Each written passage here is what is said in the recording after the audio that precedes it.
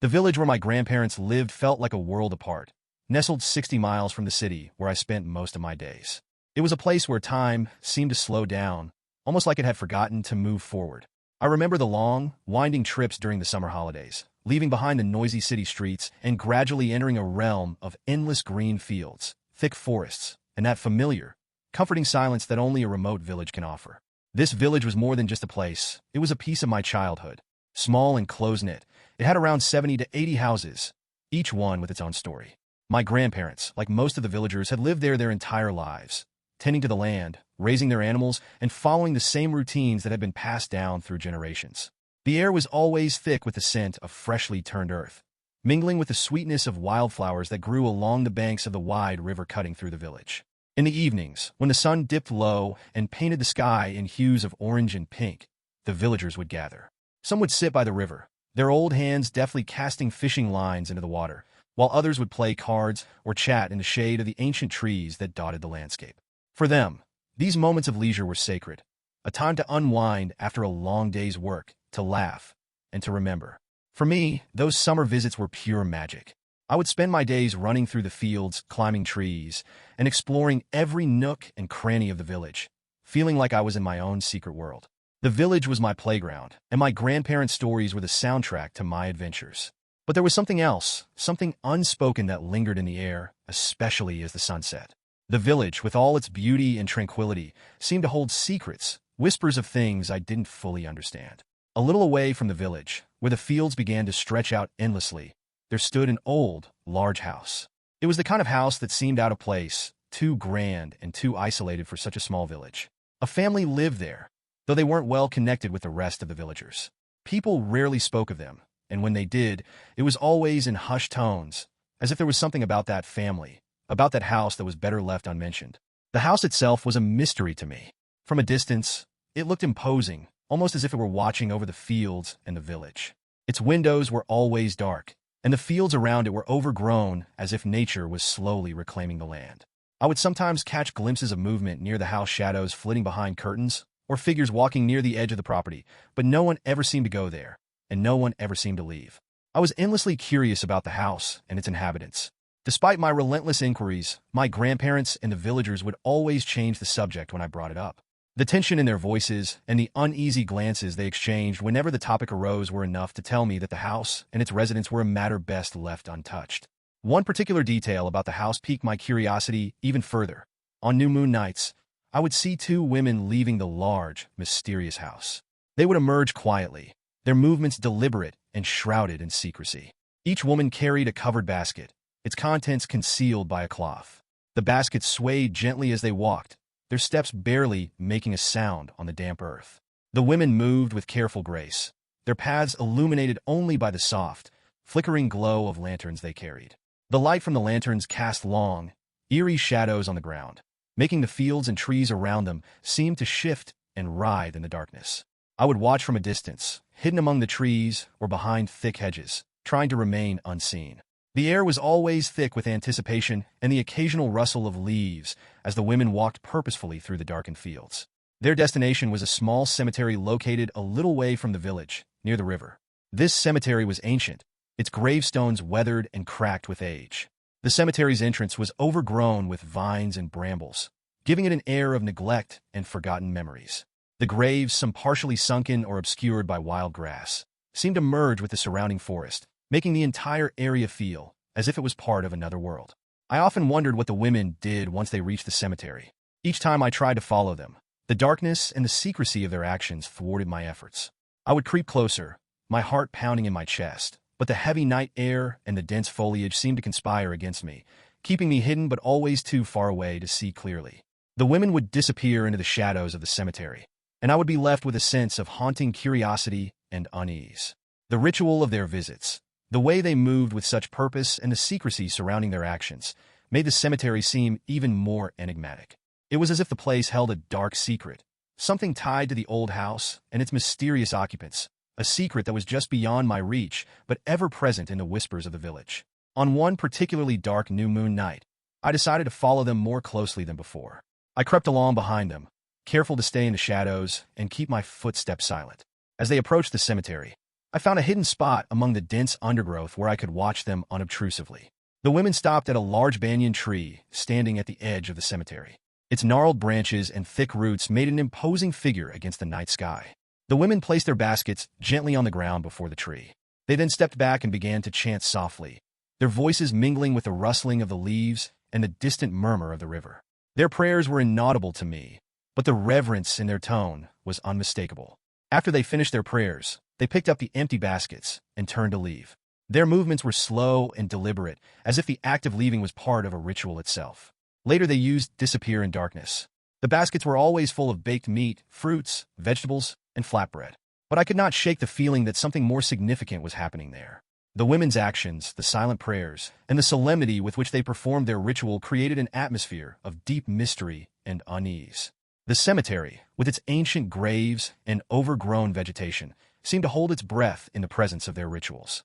I returned to the village each time with more questions than answers, the sight of the banyan tree and the echoes of the women's prayers lingering in my mind.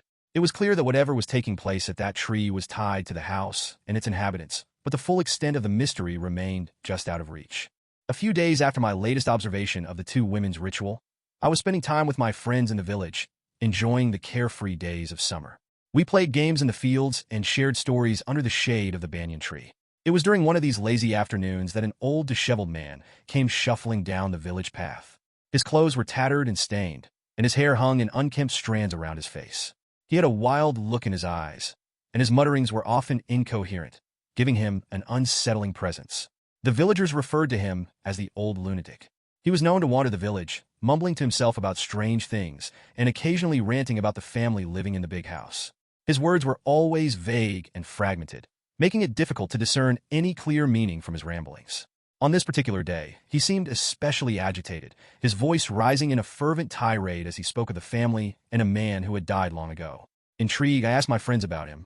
They told me that he was a homeless man who lived in the village temple, a place where people provided him with clothes and food out of pity.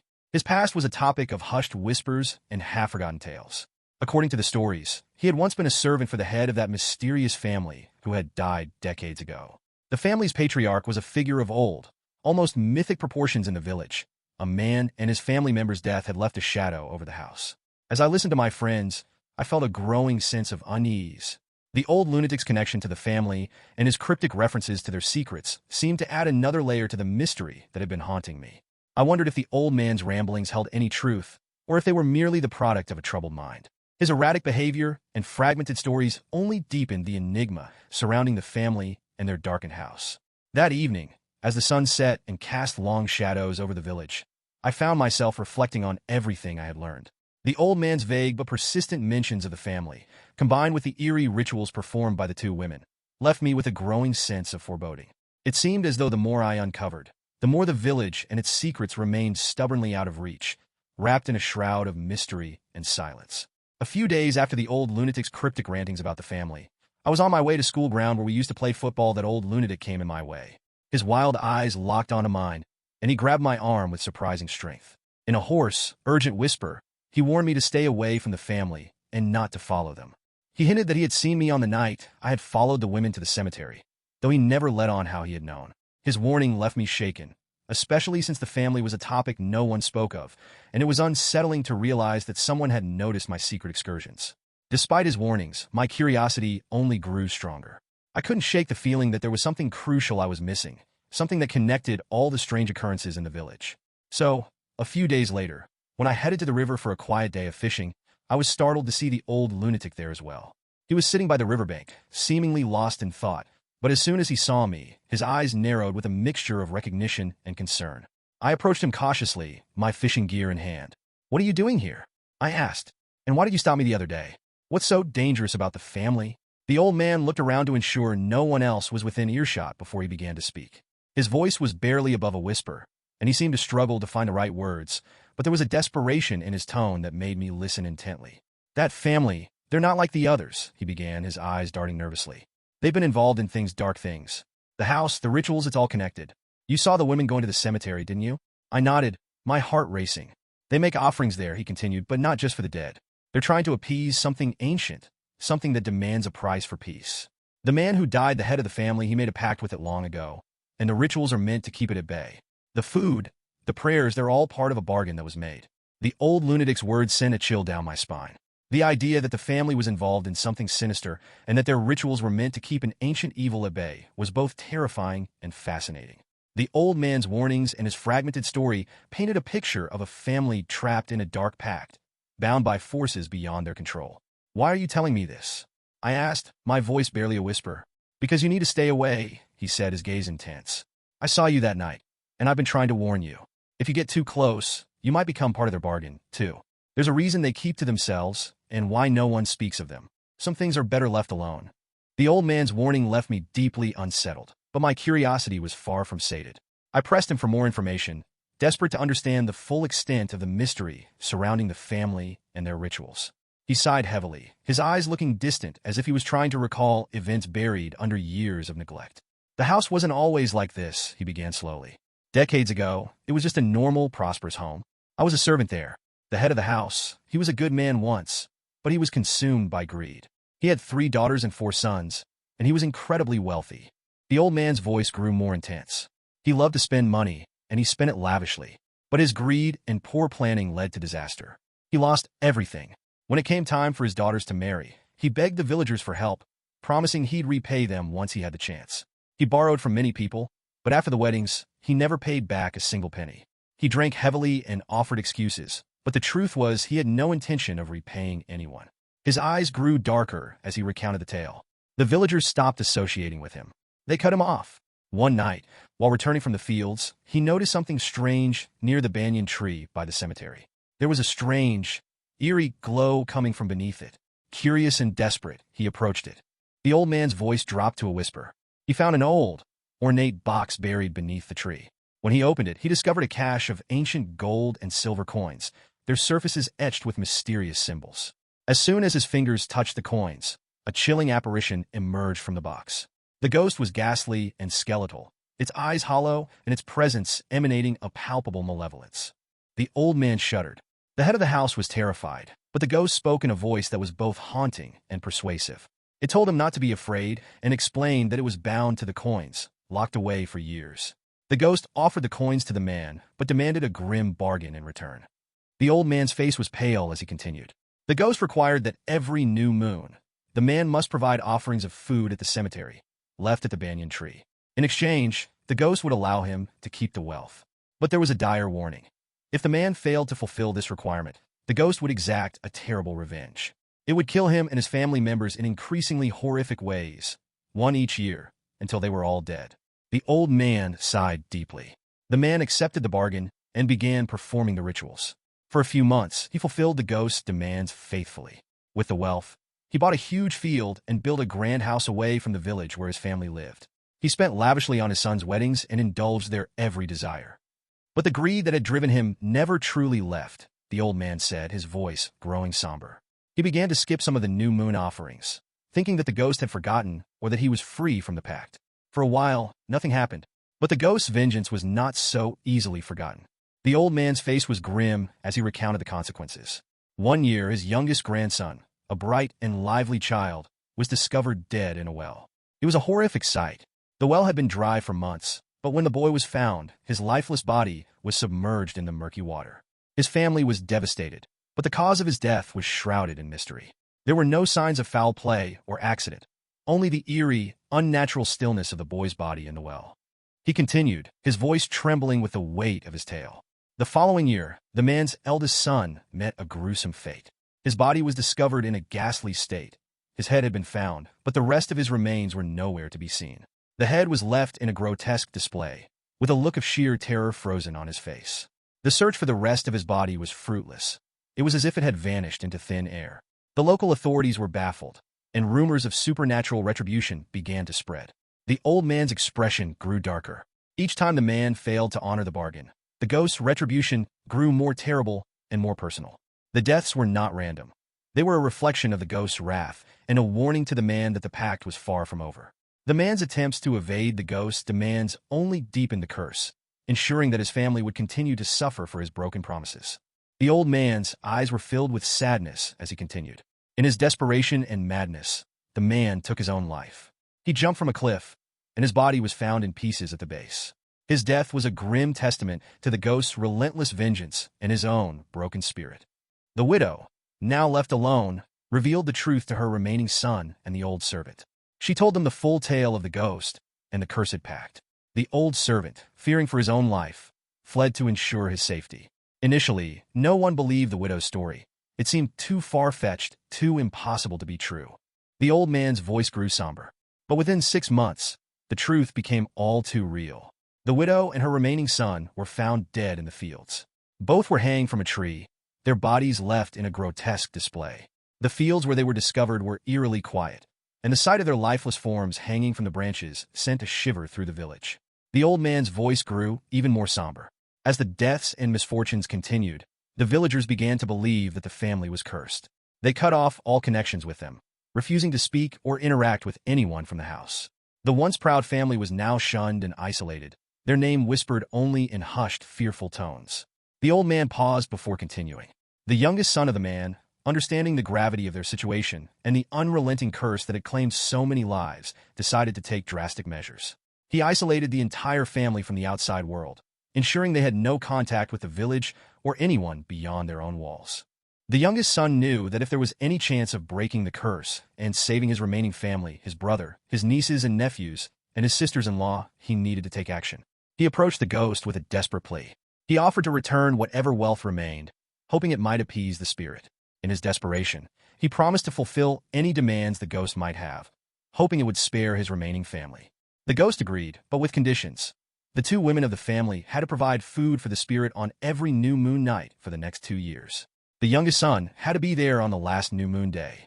The ghost's demands were not modest. It required the offerings to be in large quantities. The son had to ensure that the food was abundant and unceasing, as a way to satisfy the ghost's insatiable hunger and maintain the tenuous bargain. The youngest son accepted the terms.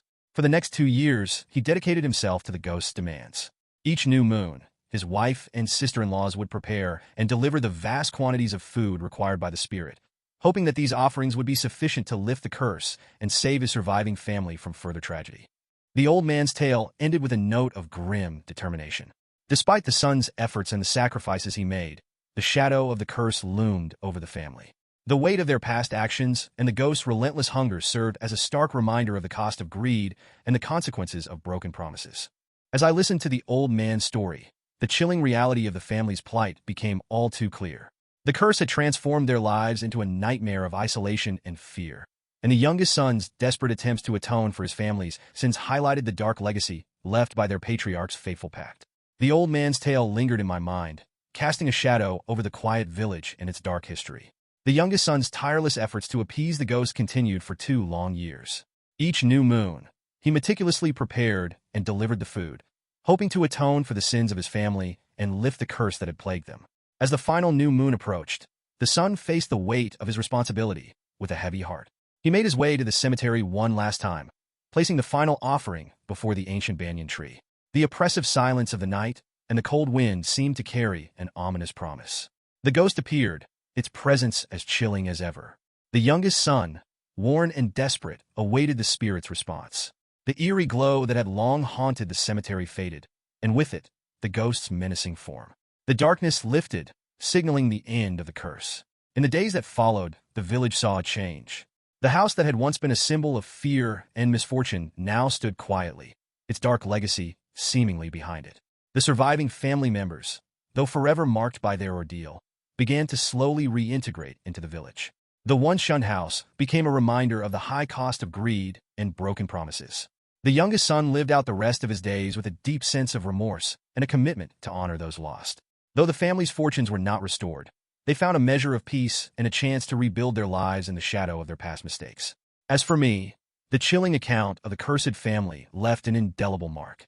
The village, with its haunted past and the ominous house on the outskirts, became a place I could never return to. The weight of the story, coupled with the eerie atmosphere that clung to the place, ensured that I never set foot in that village again. The banyan tree by the cemetery stood as a silent witness to the family's trials, a stark reminder of the price of greed and the enduring impact of a broken pact. The tale of the curse became a dark legend, passed down through whispers and hushed conversations. The ghost's retribution had come to an end, but its shadow lingered, a somber reminder of the consequences of actions taken in darkness. And so, the village and its haunted house faded into memory, leaving behind a legacy of both horror and redemption, with the echoes of a tragic past lingering in the quiet fields and the silent shadows of the banyan tree.